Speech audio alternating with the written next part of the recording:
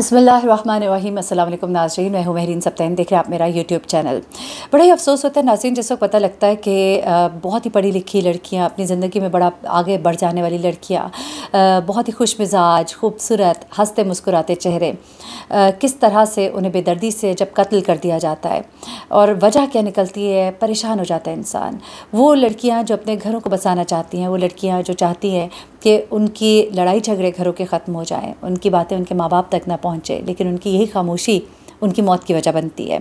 ये खूबसूरत सी लड़की, ये पाकिस्तानी नयाद अमरीकी फ़ोटोग्राफ़र सानिया खान है। उसकी ज़िंदगी की ये अलमनाक जो आखिरी बाप था, ये कत्ल था या ख़ुदकुशी आप कह सकते हैं। सानिया को हाल ही में सोशल मीडिया प्लेटफॉर्म टिकटॉक पर जनूबी एशियाई जो बरादरी है जो वहाँ पर मौजूद है, उनमें शादी के सदमों और तलाक़ के बाद जो बदनामी का एक खौफ होता है, उससे लड़ने वाली ख़वातीन की वो आवाज़ बन गई थी और उस पर वो अपने हालात वाक़यात शेयर करती थी और ख़वातीन को हौसला देती थी। किस तरह से वो ख़वातीन जो एशियन ख़वातीन हैं, जो अमेरिका और इस जैसे ममालिक में आकर रहती हैं, वहाँ पर तलाक़ का एक दबाव, एक प्रेशर जो ख़ानदान वालों का होता है, जिसकी वजह से वो उन तकलीफ़ों को बर्दाश्त करती रहती हैं जो अपने ससुराल में या अपने शौहर की वजह से वो बर्दाश्त कर रही होती हैं, कि सिर्फ़ इसलिए कि ये एक टैबू है, ये एक दाग है, ये एक धब्बा है।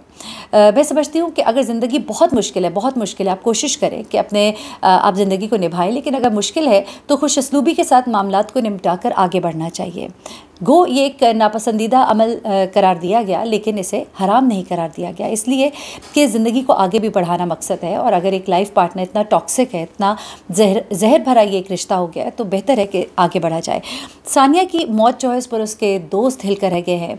जिन लोगों ने जो उसको जानते थे टिकटॉक पर, जहाँ उसकी एक बड़ी पॉपुलैरिटी हो गई थी, वो लोग हैरान और परेशान रह गए कि एक ऐसी खातून जो लोगों को दर्स देती थी, बताती थी कि मजबूत कैसे रहना है, इन चीज़ों को कैसे संभालना है, तो वो खातून जो है वो किस तरह से उसकी मौत होती है और उसकी ज़िंदगी के जो आखिरी दिन थे वो किस तरह के थे, किस तरह से शिकागो में घर के दरवाज़े पर वो बेहिस व हरकत पाई जाती है। और वही घर जिसमें वो अपने साबका शौहर यानी कि 36 साल राहील अहमद के साथ रहती थी और उसके सर के पिछले हिस्से में गोली लगी थी। पिछले हिस्से में इंसान खुद मार के खुदकुशी नहीं कर सकता और वो मौके पर ही हलाक हो गई थी। पुलिस के पहुंचने पर राहील अहमद ने खुद को गोली मारकर खुदकुशी कर ली और ये जो शादी अपने इख्तिताम को इस कदर तल्ख अंदाज में पहुंची, जहां पर कत्ल करने वाले ने खुद को भी गोली मारी। हुआ कुछ क्या, ज़रा इसकी तफसीलात बताती हूँ। उस दिन सानिया जो है वो तैयार थी, उसने अपना बैग तैयार किया था, वो एक तरह से आज़ाद होने जा रही थी इस रिश्ते से। 21 जुलाई के दिन 29 साल सानिया जो है अपनी इस नाखुशगवार ज़िंदगी को खैराबाद कह के अपने वालिदैन के घर अमेरिका में ही एक और स्टेट में वापस जाना चाहती थी, यानी कि शिकागो को छोड़ना चाहती थी। लेकिन ऐसा ना हो सका, बल्कि वो ज़िंदा नहीं बल्कि उसकी मैयत जो है एक ताबूत में उसके घर पहुंचती है, उसके वालिदैन के घर। होता क्या है कि पुलिस को सानिया जो है शिकागो में उसके उस घर के बाहर, जैसे कि मैंने बताया, जो कि उसके साथ का शौहर का था, जहाँ पे वो उसके साथ ज़िंदगी गुजारती रही, बेहिस हरकत वो दरवाज़े पर पड़ी हुई मिलती है। और साथ ही उसके साबका शौहर 36 साल राहील अहमद भी मौजूद होता है और उसके भी गोली लगी होती है। वो खुद गोली मार के खुदकुशी कर लेता है। अब शिकागो सन टाइम्स के मुताबिक, पुलिस रिपोर्ट्स के मुताबिक, ये जोड़ा तलाक के आखिरी मराहिल से गुजरा था। एक दूसरी रियासत में राहील अहमद जो है अमेरिका की रहने चला गया था, लेकिन फिर ऐसा क्या हुआ कि तकरीबन 700 किलोमीटर का फासला तय करके ये शख्स जो है वापस आता है। कहा यह जा रहा है कि शायद वो अपनी शादी को बचाने के लिए वापस आया था। ये शख्स जो है, ये इसके बारे में एक अजीबोगरीब सी स्टोरी दोस्तों ने बताई है सानिया के और उसके करीबी दोस्तों ने, जो कि राहील के हैं। राहील के दोस्तों और सानिया के दोस्तों ने राहील के बारे में कुछ अजीबोगरीब सी कहानियाँ सुनाई हैं। वो क्या है वो भी मैं आपको ज़रा सुनाती हूँ। बेसिकली नौजवान पाकिस्तानी नयाद अमरीकी ये फ़ोटोग्राफ़र सानिया जो है, इसकी ज़िंदगी के अलमनाक आखिरी दिन क्या थे वो भी आपको बताना है। जो कुछ चीज़ें मैं आपको बताना चाहती हूँ वो उसकी कुछ दोस्तों की ज़ुबानी बताती हूँ। यूनिवर्सिटी की एक दोस्त है सानिया की, कहती है कि सानिया बड़ी पुरजोश थी। 29वां साल था उसकी ज़िंदगी का और एक नई शुरुआत उसकी ज़िंदगी की होने जा रही थी। और दोस्तों के मुताबिक सानिया की मौजूदगी खुशी का बायस हुआ करती थी। वो हमेशा मस्बत सोच और बेलौस खिदमत के जज्बे से सरशार रहती थी। अच्छा, अब एक और उसकी दोस्त है महरू शेख। वो कहती है कि मेरी बहुत ही प्यारी दोस्त थी, ये हर वक्त हर एक की मदद को तैयार रहती थी। यहाँ तक कि जब वो अपनी ज़िंदगी में वाकई मुश्किल वक्त से गुजर रही थी, तब भी वो कॉलें करती और पूछती थी लोगों से, और उससे पूछती थी कि क्या हाल चाल है। इंस्टाग्राम को सबसे पहले उसने एक प्लेटफॉर्म बनाया अपने जज्बात का इजहार करने के लिए सानिया ने, और फ़ोटोग्राफ़ी के शौक़ रखती थी, वो लोगों से मोहब्बत करती थी और उनके उन जज्बात को वो कैमरों में महफूज भी करती थी। और सानिया अक्सर ज़्यादा पैसे देने वाले ग्राहकों के लिए शादियों या ज़िंदगी की फ़ोटोशूट्स, बेबी शावर्स और दीगर अहम मौक़े की तस्वीर लिया करती थी, और अपनी दोस्तों के लिए भी वो ये काम किया करती थी।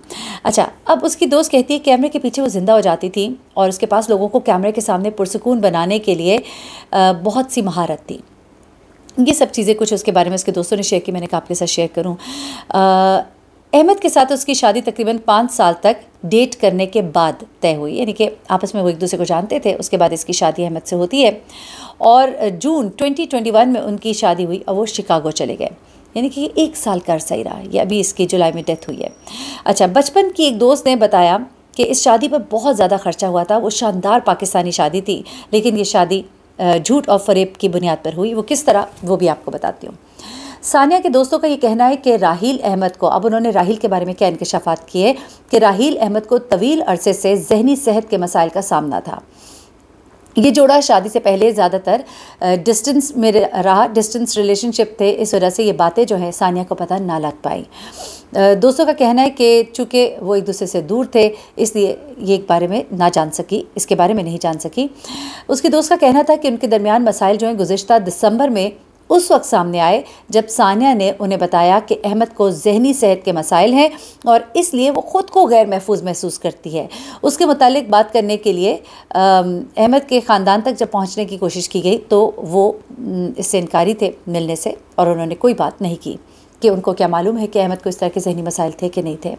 अच्छा, अब सानिया के ख़ानदान जो है वो क्या कहता है, कुछ बातें उन्होंने शेयर की हैं, कुछ बातें सिगराज में रखी हैं।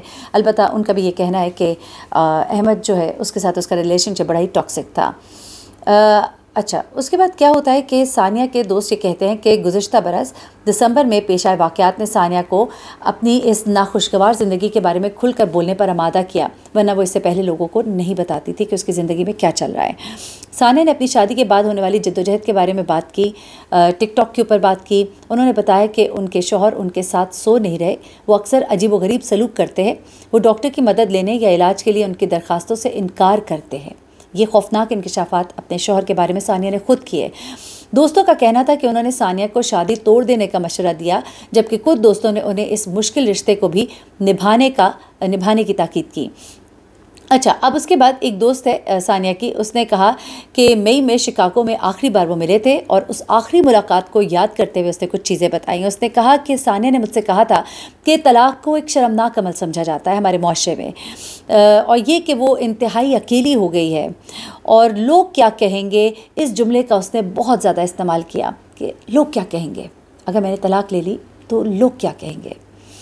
सानिया को इस बात का इसलिए भी तजर्बा था कि उसकी वालदा जो हैं वो एक सिंगल पेरेंट थी, तलाक़ याफ्ता थी, और बराह रास्त वो इन चीज़ों को देख चुकी थी कि किस तरह से इसे एक बदनमा, दाग धब्बा एशियाई जो लोग हैं उनमें समझा जाता है। उसके बाद शिकागो में एक तंजीम है अपना घर, उसकी एग्जीक्यूटिव डायरेक्टर है नेहा गुल। उन्होंने कहा कि मुतासरा ख़ानदान पर बहुत ज़्यादा सकाफ़ती दबाव था और लोग क्या कहेंगे ये बहुत ज़्यादा उनके इर्द गिर्द ये बात गर्दिश करती थी। अच्छा, अब ये बातें तो अपनी तरफ हैं, लेकिन सानिया ने अपनी कहानी को टिकटॉक पर शेयर करना शुरू किया और ख़ुद को अपनी ही एशियाई कम्युनिटी में काली भेड़ के तौर पर बयान किया। यानी कि काली भेड़, एक ऐसी भेड़ जो अपने साथ होने वाली चीज़ों को छुपाती है, जो अपने ऊपर होने वाले जुल्म को छुपाती है। अगर बता दे तो उसके ऊपर यही काली भेड़ें उसके ऊपर किस तरह से अटैक करती हैं। एक दूसरी पोस्ट में उसने कहा कि मेरे घर वालों ने मुझसे कहा कि अगर मैंने अपने शौहर को छोड़ दिया तो मैं शैतान को जीतने दूंगी। ये कहा जाता है मैं एक तवाइफ जैसा लिबास पहनती हूँ और अगर मैं अपने आबाई शहर वापस गई तो वो ख़ुद को हलाक कर लेंगे। अपना नाम ज़ाहिर न करने की शर्त पे एक दोस्त ने बताया कि मुझे याद है कि जब खान पहली बार टिकटॉक पर वायरल हुई थी तो वो मेरे फ़ोन पर पैगामात भेज रही थी और कह रही थी कि मैं यही करना चाहती थी और अपने रिश्ते के बारे में बात फैलाने और अपनी बरादरी की ख़वातीन को अपनी जहरीली शादियों को छोड़ने की तरगीब देने वाली बनना चाहती थी। क्योंकि बेसिकली सानिया की फ़ैमिली में इस चीज़ को बहुत बुरा समझा जाता था और उसे कहा जाता था कि अगर तुम ऐसा करोगी तो तुम शैतान की पैरवी करोगी। अच्छा, उसके बाद ख़ान को बड़ी तसल्ली और ताकत मिली जब टिकटॉक पे लोगों ने उसको पसंद किया, यहाँ तक कि उसने आखिरकार अपनी शादी के टूटने को नशर करने पर रद्द-ए-अमल का सामना भी किया और उसने ये इरादा पकड़ लिया कि वो इस टॉक्सिक रिलेशनशिप से बाहर आएगी। अच्छा, वो कहती कि ये जो सानिया है बड़ी परेशान भी थी अपनी शादी को ख़त्म करने से पहले, लेकिन आखिरकार उसको लोगों की जो मैसेजेस है उनसे बड़ा हौसला मिला। वो कहती है कि बहुत से लोगों ने अपने जज्बात एहसासात शेयर किए कि किस तरह से उन्होंने महसूस किया जब उन्होंने सानिया की कहानी सुनी। अब आपको मैं बताऊं कि होता क्या है। बेसिकली उस दिन इसका शौहर जो है ये घर वापस आता है और सानिया को मनाने की कोशिश करता है, जबकि इनकी शादी ख़त्म हो चुकी होती है। और जब ये राज़ी नहीं होती तो वो इसको पीछे से, जब ये निकलने की कोशिश करती है घर से, तो इसको पीछे से गोली मारता है। और उसके बाद उसको पता होता है कि यहाँ की जो है पकड़ा जाएगा, अब कोई हल नहीं है बचने का।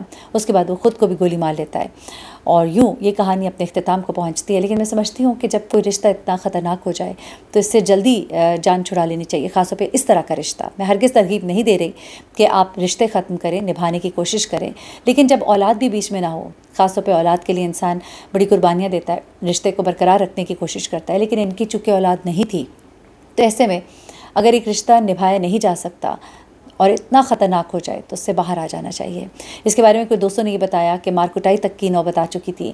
वो छोटी छोटी बातों पे इतना ज़िद करता था कि उसकी बस हो जाती थी। किस तरह से वो छोटी छोटी बातों पे उसको बिल्कुल दीवार से लगा देता था।